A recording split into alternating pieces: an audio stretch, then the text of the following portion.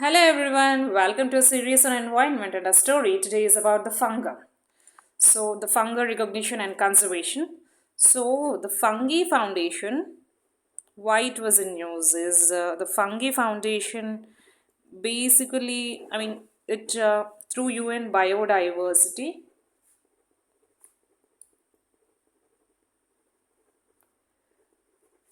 urged people to use the word funga whenever they use flora and fauna to represent the trinity of life on earth. As we say, the trinity of the Brahma, Vishnu, Maheshwar represent a trinity, right? Similarly, the flora, fauna, and funga have to be used together. Whenever you use flora and fauna, funga has to be used together. Is urged to people. The Fungi Foundation urged to people all over the world to use this way. And then basically, the aim of Fungi Foundation is to raise awareness about the importance of, about the significance, and also to uh, conserve, to actually participate in the conservation of fungi. So this Fungi Foundation will collaborate, basically collaborates with the organizations as this UN Biodiversity. It forms partnerships and tries to raise awareness among the people about its significance, about its conservation. It puts in its efforts with regards to conservation actually, and it represents one of the, let me write it here. It represents one of the five classifications of organisms. One of five classification kingdoms, as you have, Monera for bacteria, represents bacteria. Then you have Protista, which represents algae. Then you have Monera protista, then Plantae, Animalia. Then you have fungi also. And with regards to the distribution of fungi, they're basically available in tropical, that is 23.5 degrees north to 23.5 degrees south, temperate, in between tropical and the Arctic or the Antarctic. Yeah, with regards to the north, you say the Arctic region actually. So distribution is tropical, temperate, and Arctic regions. Arctic region basically represents the north side of the earth, okay. So in between tropical and Arctic, you have the temperate regions. So this is the distribution, and we'll talk about the characteristics. Is with regards to the characteristics of fungi, they have a cell wall made of chitin. Okay, this chitin is a derivative of glucose,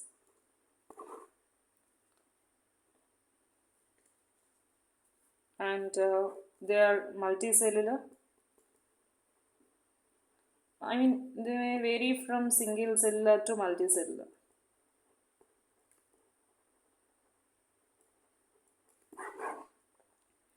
With regards to reproduction, uh, either through spores or asexual reproduction.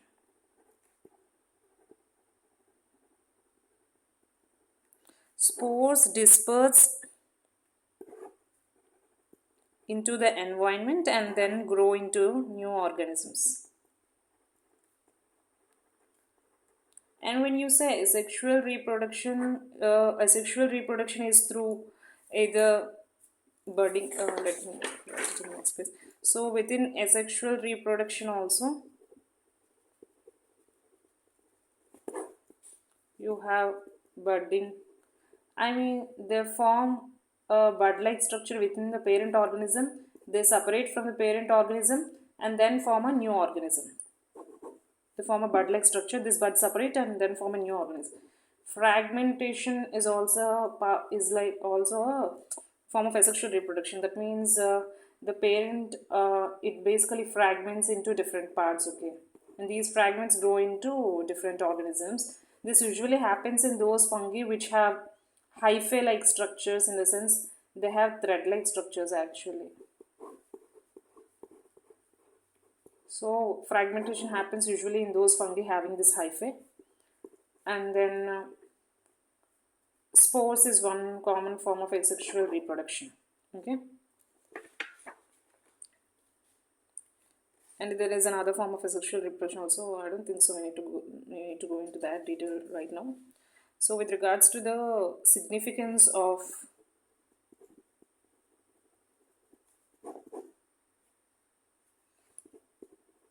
mycorrhizal, that means form mutually beneficial relationships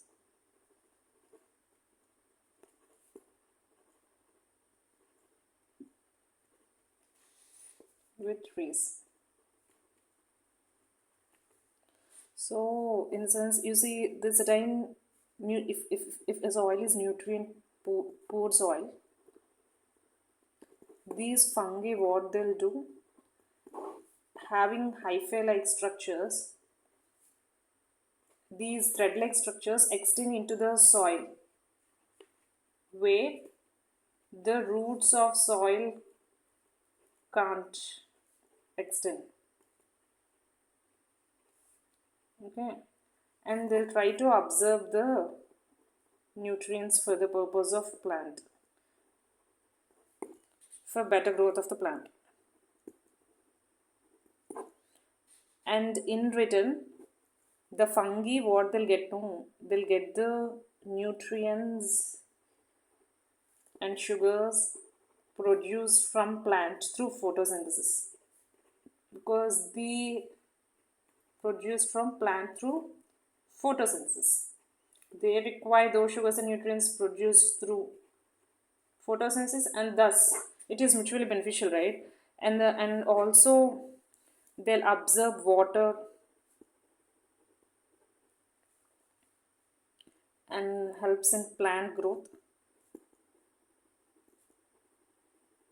I mean, into those, if I mean, these hyphae structures extend into areas or extend into the soil. If this is the soil, extend into the soil where the plants cannot grow, these roots, and they'll try to absorb water and provide for the plant growth. And they're also, and what these fungi they'll do, no? They'll also try to break down complex organic material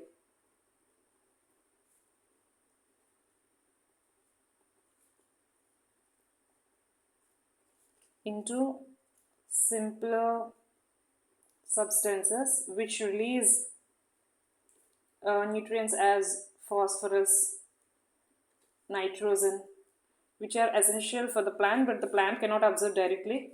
So they secrete enzymes in order to break down. So this is how the mutual beneficial relationship. So in return for all this, they'll absorb the nutrients and sugars produced from the plant through photosynthesis. And then with regards to the medicinal usage, you have the antibiotics as penicillin, and there's something called as psilocybin, which is used as, I mean, it is for potential psychotherapy, in the sense it is used to treat depression, it is used to treat depression, anxiety, alcohol addictions of alcohol. It is used to treat that. So the first one is mycorrhizal medicine, then mycoremediation. Mycoremediation in the sense in the degradation of plastics, that is in the degradation of contaminants, you can say. Plants. So their role in ecosystem is they act as decomposers, in the sense they decompose debris, which is the say consider for instance the organic matter. It is the matter of from plants, animals, which is dead or decaying, living, all this. I mean, once it is decayed, once it is dead, it has to decay, and this converts all the, this fungi converts this particular debris into humus. Humus is the topmost layer of the soil. It is the most fertile part. I'm not sure about the fertility. I'll discuss it later. Then with regards to the carbon storing also. Carbon reservoir, you can say. I mean, they play a crucial role in carbon storing. So when they're decomposing means they're also playing a role in nutrient cycling. Added to the fourth point itself, nutrient cycling. So within nutrient cycling, as you know, what I'll take a separate chapter on nutrient cycling at a later point of time, not right now. So this decompose, whatever is decomposed, it grows to the plants again as it enhances the fertility of the soil. So the plants grow from it. Again, the herbivores eat it. Okay. Again, the carnivores eat the herbivores. All this. So the nutrient cycling occurs, right? I'll explain it in an extremely detail. It is important, so I'll try to explain it at a later point of time. So these are all the significance. So mycorrhizal, with regards to the medicine I have discussed, mycoremediation. So basically, myco means fungi. Remediation means cleaning up. Cleaning up. So they're helping the cleaning up of the environment in one sense, as they're helpful in degradation of plastic. And there are different types of fungi as yeasts, molds, and there is mushrooms also. So molds basically grow on decaying food also. You see, I mean, they're like sponge-like structures which are formed on the decaying food. Yeasts are used in baking actually. Mushrooms means they grow on dead decaying matter again.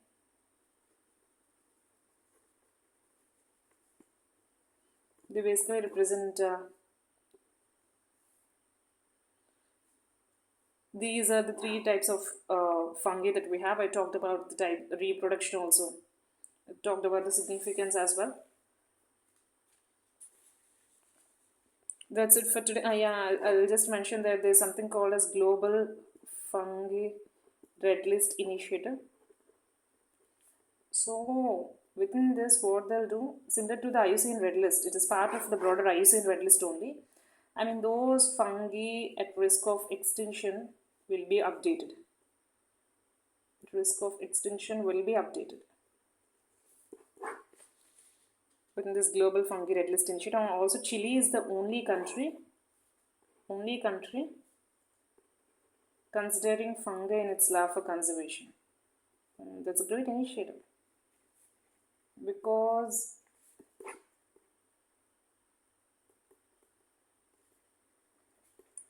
and also I'd like to just mention one more thing that with regards to this psilocybin,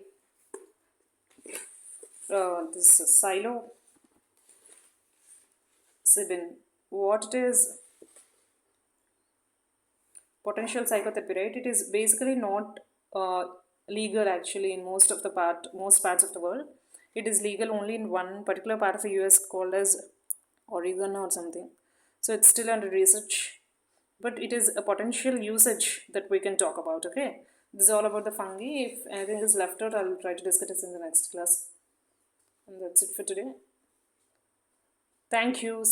Yeah, just a minute. I would like to mention about the IUCN status of crocodile, the Indian crocodile which we discussed yesterday, Great Indian Bustard, Lesser Florican. So all are critically endangered. Okay, I did not mention in the last class as such, I guess. Thank you. That's it. Stay tuned for more updates.